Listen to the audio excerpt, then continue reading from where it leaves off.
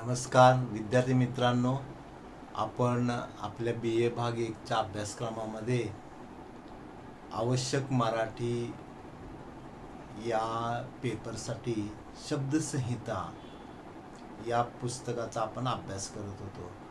यामध्ये आपण दुसऱ्या सत्रासाठी जो आपला अभ्यासक्रम आहे त्याच्यातला पहिला घटक आपण पाहिला. म्हणजे पहिल्या घटकामध्ये जे कवी होते आणि त्यांची जी पद्यरचना होती त्यावरती चर्चा केली. आणि आता आपला दुसरा घटक चालू आहे आणि यामध्ये आपण विंदा करंदीकर आणि वाहरू सोनवणे यांच्या कवितांची चर्चा केली.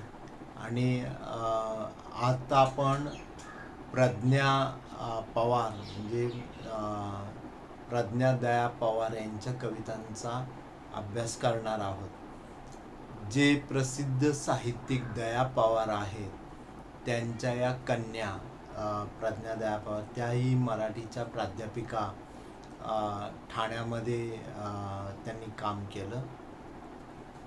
तर दया पवार देखील एक उत्तम लेखक आहेत आणि त्यांचं बलूत हे आत्मकथन म्हणजे जगप्रसिद्ध असं आत्मकथन आहे. म्हणजे दलित आत्मकथनाची जी सुरुवात आहे तीच त्यांच्या आत्मकथनापासून सुरू होते. म्हणून बलूत आणि दया पवार हे एक समीकरणच बनलेलं आहे. तर घरातच साहित्यिकांचा वारसा असलेल्या प्रज्ञा पवारही मराठीमध्ये एक कवयित्री आणि कथालेखिका म्हणून ओळखल्या जातात. विशेषतः जे 1990 नंतरचं जे मराठी साहित्य आहे त्यामध्ये एक श्रेष्ठ दर्जाची कविता लिहिणाऱ्या कवयित्री म्हणून प्रज्ञा पवार यांना महत्त्वाचं स्थान दिलं जातं. तर त्या एकीकडे त्या कवयित्री आहेत, त्याचबरोबर कथालेखिकाही आहेत. त्यांचा अंतस्थ हा 1993ला पहिला कविता संग्रह आला बघा, 1993. त्यामुळं 1990 नंतरचे जे मराठी कवयित्री असतील किंवा मराठी जी कविता आहे त्यामध्ये त्यांना महत्त्वाचं स्थान आहे किंवा त्या लेखिका आहेत. उत्कट जीवघेण्या धगीवर मी भिडवू पाहते समग्राशी डोळा, आरपार लयीत प्राणांतिक दृश्यांचा ढोबळ समुद्र, असे त्यांचे कविता संग्रह प्रसिद्ध आहेत. त्यांच्या काही कवितांचा अनुवादही झालेला आहे. आणि ज्या भाषा आहेत आपल्या भारतामध्ये त्या तर आहेतच, त्याशिवाय पाश्चात्य भाषांमधूनही हे अनुवाद झालेत. विशेषतः मल्याळम, तमिळ, तेलुगू, कन्नड, गुजराती, हिंदी, बंगाली या आपल्या भारतीय भाषात तर अनुवाद झालेतच, पण त्याचबरोबर रशियन आणि इंग्रजी हे रशियन आणि इंग्लिश भाषेत सुद्धा त्यांच्या कवितांचे अनुवाद झालेले आहेत. तर हे अनुवाद होऊन इतर भाषांपर्यंत प्रज्ञा पवारांची कविता जाते, यामागे त्या कवितांमध्ये आलेले विषय हे महत्त्वाचे आहेत. आणि प्रज्ञा पवार ह्या चळवळीतल्या कार्यकर्त्या आहेत, त्यामुळं स्त्री संघटनांमध्ये त्यांचा विशेष सहभाग असतो. म्हणजे स्त्री प्रश्नांच्या संदर्भात त्या लढताना दिसतात आणि बऱ्याच ठिकाणी त्या म्हणजे व्याख्यानं देतात, स्त्रीवादी चर्चा संमेलनं यामध्ये त्यांचा सहभाग असतो. तर अशा या प्रज्ञा पवारांना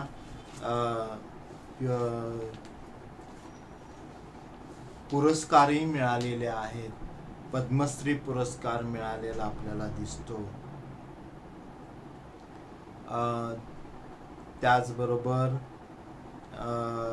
मातोश्री भीमाबाई आंबेडकर पुरस्कार आहे, गल ठोकळ पुरस्कार, बालकवी पुरस्कार असे पुरस्कारही दिसतात. तर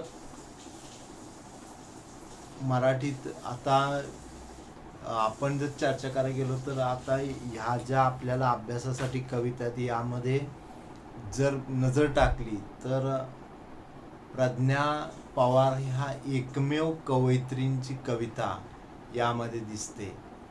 बाकी सगळे जे कवी आहेत ते म्हणजे त्यांच्या कविता आहेत, कवींच्या कविता आहेत. कवयित्रींची कविता म्हणून फक्त प्रज्ञा पवारांची कविता आपल्याला अभ्यासाला इथे येते. आणि ही कविता नवोदत्तरी आहे, आधुनिक काळातली आहे. पण त्याचबरोबर आपल्याला हाही विषय लक्षात घ्यावा लागेल की मराठीमध्ये कवयित्रींची संख्या ही अलीकडे आपल्याला मोठी दिसते. पण आपण जर विचार केला तर प्राचीन काळापासून आपल्याला या स्त्री कवयित्रींचं काव्याचा परामर्श घेता येतो. म्हणजे संत कवयित्री आहेत, अगदी मुक्ताबाई, जनाबाई ते वेणाबाईपर्यंत आपल्याला संत कवयित्री, कान्होपात्रा,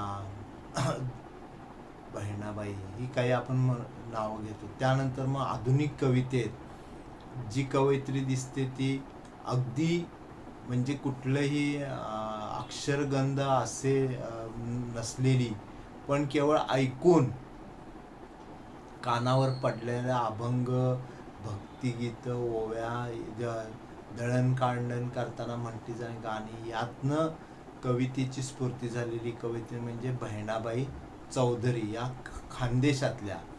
त्यांचे चिरंजीव सोपानदेव चौधरी यांनी त्यांच्या म्हणजे आपल्या आईच्या कविता संकलित केल्या आणि मग बहिणाबाईंची गाणी म्हणून तो कविता संग्रह प्रसिद्ध झाला. त्याला जी प्रस्तावना लिहिलेली आहे तीही खूप महत्त्वाची आहे. म्हणजे एक मोठा खजिना सापडला असं त्यांच्या कवितेविषयी प्र. के. अत्रे म्हणताना दिसतात. तर मित्रांनो, ही तुरळक संख्या आपल्याला दिसते. पण नंतरच्या काळात आपण काय शांता शेळके, इंदिरा संत यांच्या कविता, पद्मा गोळे यांच्या कविता आपण कधीतरी अभ्यासक्रमात तुमच्या आल्या असतील. पण मराठीमध्ये कवयित्रींची कविता ही आहे आणि त्यामध्ये स्त्री सुलभ ज्या भावभावना आहेत त्यांचं चित्रण येताना दिसतं. तर हे विशेषतः बहिणाबाई चौधरींच्या कवितेमध्ये त्या गोष्टी आल्या, इंदिरा संतांच्या कवितेमध्ये आल्या. पण जो बदलता समाज आहे, या बदलत्या समाजाची जी व्यवस्था आहे त्यामध्ये स्त्रीला स्थान काय याचा विचार जो झाला तो 1975 नंतर जी स्त्रीमुक्ती चळवळ आली आणि त्या स्त्रीमुक्ती चळवळीनं स्त्रियांना एक आत्मभान यायला लागलं आणि त्यातून मग जे लेखन झालं त्यामध्ये मग वास्तव जे प्रश्न आहेत स्त्रियांचे ते येऊ लागले. आणि त्याचा विचार करताना इथे जर बघितलं तर समाजव्यवस्थेमध्ये आपल्या जी कुटुंब व्यवस्था आहे त्यामध्ये पुरुष सत्ता कुटुंब पद्धती आहे आणि बाहेरही जे राजकीय व्यवस्था आहे, आर्थिक व्यवस्था आहे त्यामध्येही पुरुष सत्ता आपल्याला दिसते. तर ह्या पुरुषी वर्चस्वाखाली स्त्री आता कुठे शिकू लागलेली होती. म्हणजे 1885 नंतर आपण जो कालखंड, सावित्रीबाई फुल्यांनी शिक्षण स्त्रियांना म्हणजे सुरू केलं द्यायला आणि ती शिकत राहिली. पण आत्ताच्या कालखंडात जर बघितलं तर हे स्त्री आता शिकून बाहेर पडली, ती पुरुषाच्या खांद्याला खांदा लावून काम करते.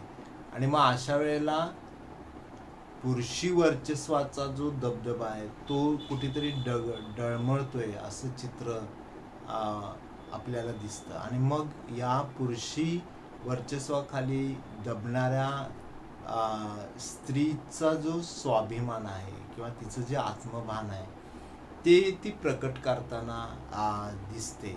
आणि पुरुषी जो वर्चस्व आहे, पुरुषी वर्चस्वाला ती हादरे देताना दिसते. तर त्या पद्धतीनं जे लेखन करणारे जे साहित्यिक आहेत, लेखिका असतील किंवा कवयित्री, त्यामध्ये प्रज्ञा पवार ही आपली स्त्रियांचे प्रश्न किंवा त्यांची स्त्रीवादाकडे जाणारी भूमिका त्यातनं आपल्याला दिसते.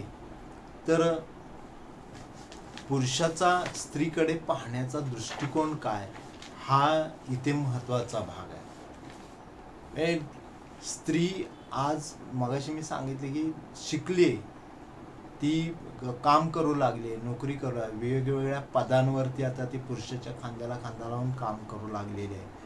तरी सुद्धा तिला दुय्यम स्थान दिलं जातं. आणि मग ही जी पुरुषाची दृष्टी आहे ती कोणत्या प्रकारची आहे स्त्रीकडे पाहण्याची? ती एक वस्तू आहे का? खरं तर म्हणजे स्त्री ही माणूस आहे हे लक्षात घ्या. आपण बोलताना चूक करतो, बाई माणूस म्हणतो. स्त्रियांकडं म्हणताना बाई माणूस आहे. बाई माणूस म्हटल्यामुळं तिथे बाई पण येतं आणि एक प्रकारचं दुबळे पण येतं. स्त्री ही सशक्त आहे, ती सबल आहे हे लक्षात घ्या. आणि तिची जी शक्ती आहे ती शक्ती ती माणूस म्हणून तिच्याकडे आपण ज्यावेळेला बघतो त्यावेळेला ती दिसून येतं. म्हणून स्त्री ही सुद्धा माणूसच आहे आणि ती माणूस म्हणून तिच्याकडे पाहायला पाहिजे. पण होतं काय की स्त्रीकडे पाहण्याचा पुरुष वर्चस्वाखाली जी संस्कृती आहे किंवा पुरुषी जो व्यवस्था आहे, पुरुष सत्ता, यामध्ये स्त्रीकडे म्हणजे ती एक वस्तू आहे ह्या दृष्टीनंच पाहिलं जातं. आणि मग त्या पद्धतीनं मग वस्तूचा जसा उपभोग घेतात तसं त्या स्त्रीच्याकडे ती त्या दृष्टीनं पाहिलं जातं. तर आधुनिक म्हणजे इथं पुरुष तिच्यावरती मालकी हक्क गाजवायला लागतो, तो मालक बनतो आणि तो म्हणेल तसंच तिनं वागायचं, तो म्हणेल तसंच जगायचं. तिला कुठल्याही गोष्टीत प्राधान्य नाही. म्हणजे अगदी आपण घरात जरी विचार केला तरी काही गोष्टी आपल्यामध्ये होत असतात, काही घरात कार्यक्रम वगैरे, तर ते कार्यक्रमाचे निर्णय घेताना तुम्ही किती आपल्या घरातल्या स्त्रियांना विचारता? ती किती तुमच्या निर्णय प्रक्रियेत सहभागी असते? बघा, आपल्या कुटुंब व्यवस्थेमध्ये स्त्रियांच्या निर्णयाला, तिच्या मताला किती किंवा तिचं जे म्हणणं आहे ते किती ऐकून घेतलं जातं, तिचा निर्णय किती ऐकून घेतला जातो. हीच पुरुष सत्ता किंवा पुरुषी वर्चस्व जे म्हणतो आपण ते हेच, की तिला स्वातंत्र्य नाही. आणि अशा स्त्रियांच्या बद्दल लेखिका, आता हा आधुनिक काळ आहे आणि आधुनिक काळामध्ये म्हणजे एक समानता आहे. स्त्री आणि पुरुष हे काही वेगळे नाही, तर दोघेही समान आहेत. ही भूमिका इथे घेऊन हे जे पुरुषी वर्चस्वानं स्त्रीकडे एक वस्तू म्हणून बघण्याचा जो दृष्टिकोन आहे तो नाकारण्याचं काम आता होतंय. ती झुगारून देते, आम्ही काही वस्तू नाही किंवा आमच्यावरती कोणी मालकी गाजवायची नाही, ही भूमिका आता ती घेताना दिसते. कारण स्त्रीला आपणही माणूस आहोत